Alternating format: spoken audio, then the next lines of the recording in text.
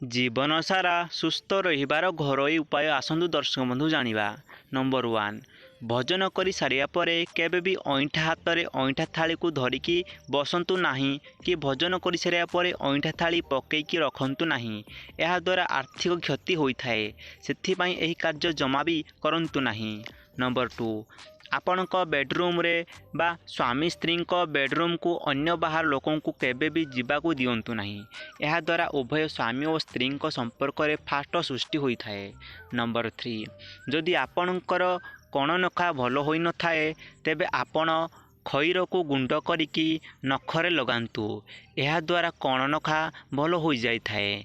Number 4 आपणक घरे रोषेई कर सारिया परे किछि खाद्य अग्नि देवता को एवं वायु देवता को निहाती भाव में समर्पण करंतु एवं ता सहित गाय को मध्य खाइबा पाई दियंतु, यह द्वारा बहुत मंगल होता है। नंबर 5 निज पूर्वपुरुष मानकर फोटो केबे भी निज ठाकुर घरे रखंतु नाही। एही फोटो को घरर दक्षिण कांथरे रखिबा उचित।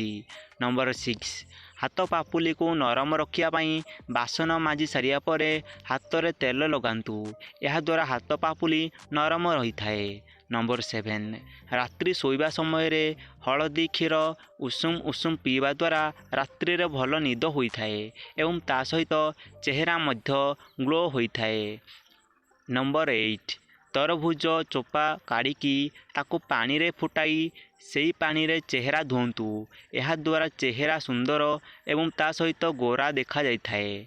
नंबर 9 हार्ट अटैक को बचाई हेले आमको प्रतिदिन सकाळु गोटे सेवर सेवन करने पड़ो, ता सहित निज खाद्य पियाज और रसुण आदि को सामिल करने पड़ो।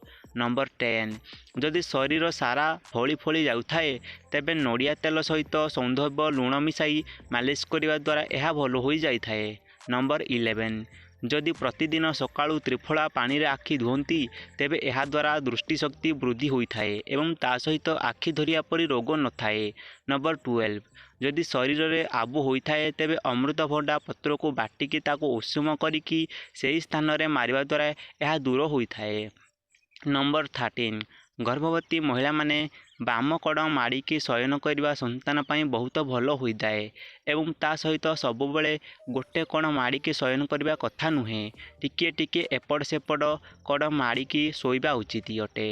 नंबर 14 जदि गला सुखी सुखी जाए तेबे आपण अदा रसरे टिके महू मिसेकी चाटिबा द्वारा गजार शुष्कतापण दूर होता है। नंबर 15 केबे भी गोटे निश्वास रे पानी पीवा उचित नुहे, एमिति करने द्वारा छाती रे जंत्रणा अनुभव होता है, पानी सर्वदा रही रही पियो।